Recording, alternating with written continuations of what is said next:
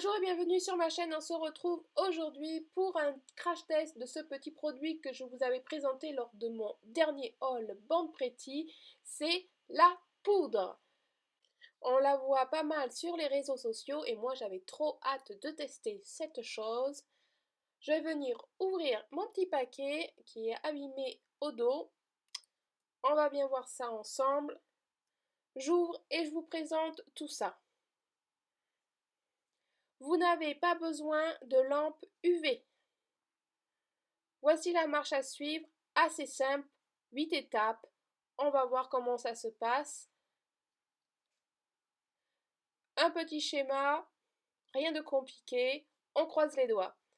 Je vous montre les produits en question qui se composent de 3 vernis et de 2 poudres, une claire et une foncée. Vous avez le choix dans les couleurs. La marche à suivre, dans notre première étape, ça nous concerne, et les autres, c'est autre chose. Donc, vous avez la claire qui est un 3 en 1 polymère poudre. Et la deuxième où je pense qu'on peut faire ceci en plus. Voici mon premier test sur mon pouce et je vais vous montrer comment j'ai procédé. Donc, sur la première étape, il disait de passer une couche de liaison. Normalement, ça veut dire de la base. Donc, ce que j'ai fait, c'est que j'ai posé une couche de base, j'ai laissé sécher et ensuite passer donc une couche de base, donc ça fait 2 couches de base, on est d'accord, et on va venir tremper le doigt directement dans la poudre comme indiqué. Je trempe, je tapote pour faire tomber l'excédent, et on peut voir que y a un petit tas là au bout, mais bon. Et après on dépoussière. Voilà ce que ça donne. Pour l'instant, ça peut aller à part au bout et les cuticules qui sont un peu touchées. Mais bon, il va falloir que je rattrape cette boursouflure là, c'est pas top.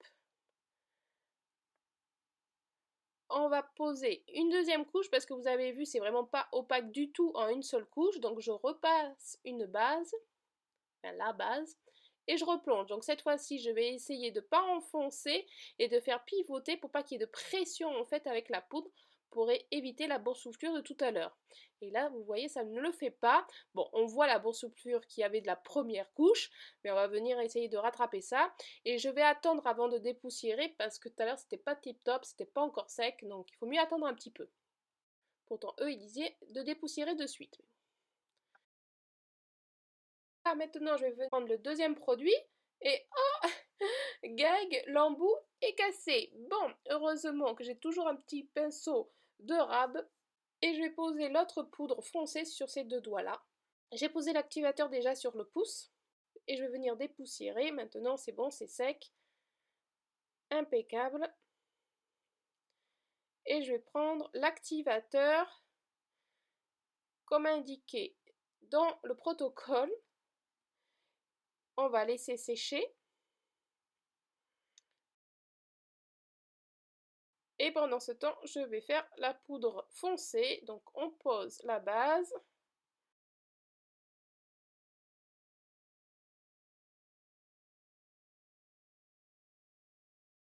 Voyez la différence, l'opacité du foncé est beaucoup mieux.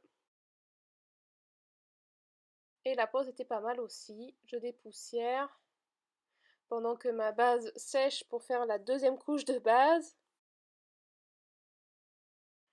Voilà, par contre la poudre colle sur la peau. Je pose l'activateur. Et vous voyez le pinceau, comment il devient tout noir. C'est chelou quand même, hein. Je pense que c'est la poudre qui doit faire ça, mais bon, c'est pas top top. C'est sec, c'est bon, donc je pose ma base. Ça sèche assez vite quand même, c'est pas mal, un bon point quand même. Et j'essaye de ne pas faire de pression sur la poudre. Je tapote. Et c'est bon.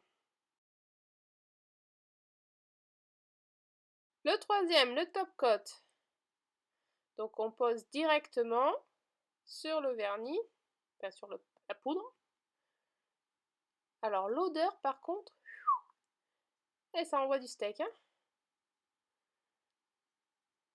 Ça va me faire piquer les yeux tellement que ça sent fort.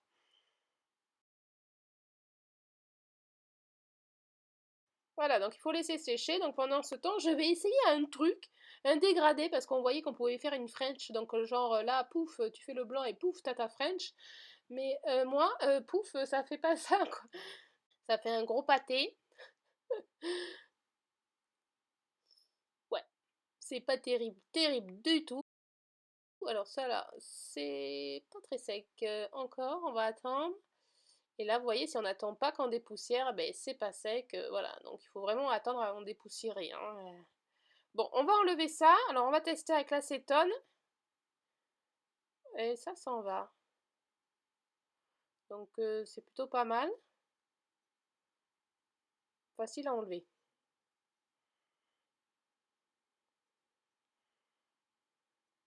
Ça tient bien quand même. Allez, on va recommencer. Et pendant ce temps, je vais essayer donc de rattraper la petite boursouflure là de tout à l'heure. Donc ils disent qu'après l'activateur, on peut passer un bloc polissoir pour reformer un peu la plaque et tout ça. Donc c'est ce que je vais faire. Et ma foi, c'est bon, j'ai pu rattraper la boulette. Alors, c'est pas tip top, hein. Y a des endroits où c'est pas terrible. Celui-là, ça peut passer. Celui-là, c'est la cata. Il y a une boulette là. Voilà, vous voyez comment ça a collé la poudre sur les doigts, surtout le foncé. Bon, on va cacher la misère avec cette petite plaque. On va faire ça comme on peut pour tenir la semaine. Et puis après, je vais vite enlever ça. Donc, je vous présente cette plaque qui, elle, par contre, marche à merveille. C'est une toute nouvelle. Vous aurez le lien en barre d'infos si ça vous intéresse.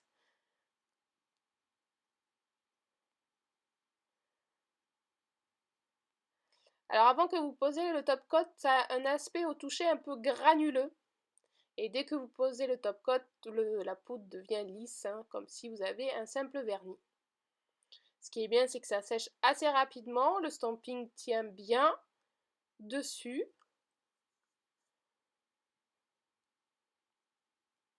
Donc voilà, je ne me prends pas la tête sur le nail art, c'est vraiment pour cacher la misère, hein.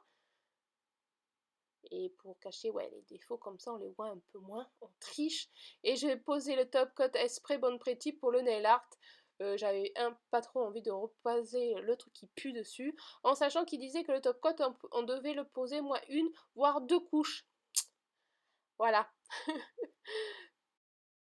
Mon test est terminé. J'espère qu'il vous aura plu. Convaincu, peut-être pas. Voilà, je vous laisse avec ces images. Et en plus, je vous montre tous les petits défauts si vous n'avez pas vu.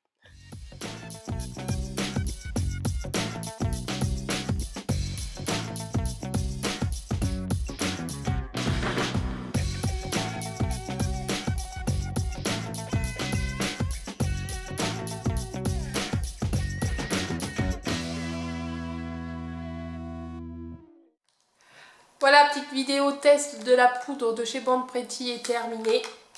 Là, on est une semaine après, je viens de les enlever parce que bon, je voulais faire ce petit retour pour faire le point. Vous avez pu voir, ça fonctionne, c'est pas tip top, mais je voulais vraiment vous dire mon ressenti, ce que j'en pensais de tout ça. Point positif, c'est rigolo, c'est vrai, c'est marrant, on trempe, ça fonctionne. Maintenant, la couleur plus claire, il fallait deux couches, sinon à une couche, c'était pas assez opaque, à mon goût, je n'aimais pas. Ça ne faisait pas non plus en deux couches un truc super épais, donc c'était pas vilain. Le truc à savoir, c'est que quand vous plongez l'ongle, ne pas forcer, essayez plutôt de faire pivoter à la rigueur le pot pour que la poudre se mette partout, parce que si vous faites une légère pression, c'est là que vous formez un espèce de petit paquet au bout. Vous avez pu voir sur mon premier doigt, il y avait un début de paquet. Mais bon, pas de panique, quand vous posez l'activateur, vous pouvez poncer, limer et rattraper la chose. Deuxième point positif, c'était avec la couleur foncée. Là, une couche était nickel, c'était joli, belle couleur, pas de problème. Après, j'ai pu voir que par exemple, sur le contour, si on n'a pas bien posé le produit, si on n'a pas bien plongé, il va y avoir des petits ratages, des petits manqués, et ça, pour rattraper le manqué, c'est pas évident. Après, ça peut être trop près de la peau et c'est pas agréable du tout. Ça m'a même fait mal, ça m'a même irrité le coin de l'ongle en fait de la peau et ça m'a fait vraiment mal. Troisième point, le top coat. Alors là, quand je vous marque que ça puait, mais ça puait vraiment, c'était vraiment pas l'odeur désagréable, mais l'odeur forte. Vous savez, le monomère pour l'acrylique, eh ben, c'est fort, mais ça va. Mais là, ouah, j'étais même à un moment donné, j'ai fait une pause, je suis allée dehors, respirer un peu parce que j'en pouvais plus. J'avais l'impression que ça me brûlait les narines, quoi.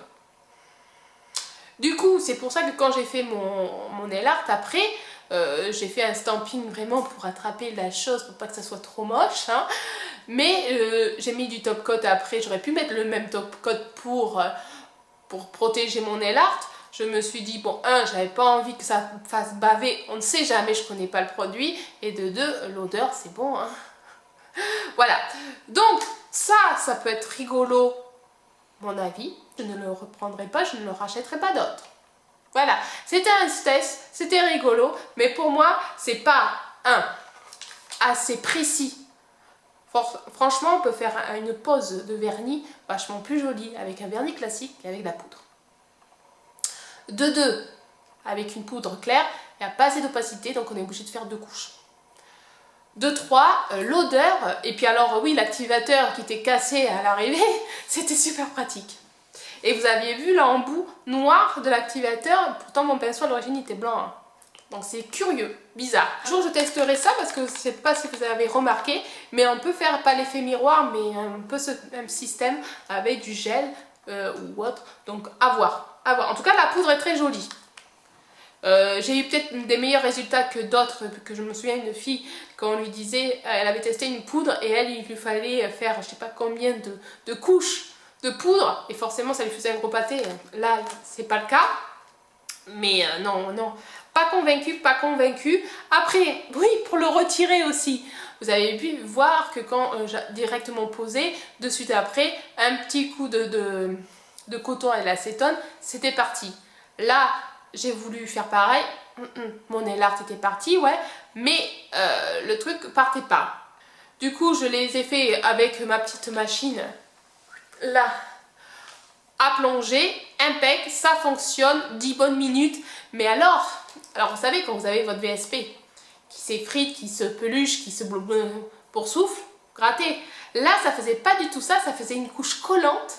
Genre comme si on avait un chewing-gum qui avait fondu ramolli, c'était désagréable, c'était dégoûtant. Alors ça s'enlève à l'acétone, mais c'est dégoûtant. Et si vous en avez sur la peau, ça vous rend la peau toute collante, c'est... non, j'ai pas du tout aimé, non. Et aussi, la sensation que vous avez quand vous le portez, c'est que vous avez les ongles super raides, super durs, un peu genre si vous avez posé un quick finish qui est pas... qui ne bouge pas, vous savez, quand vous le mettez sur un vernis classique, c'est désagréable. Et des fois, quand je faisais ça, ça faisait crac, crac. Vraiment, genre comme si vous avez des faux ongles. J'ai pas aimé du tout la sensation. Donc pour ma part, c'est un gros flop, mais c'était rigolo à tester. Voilà, j'espère que ma vidéo crash test vous aura plu. Je vous souhaite un bon week-end. Ciao!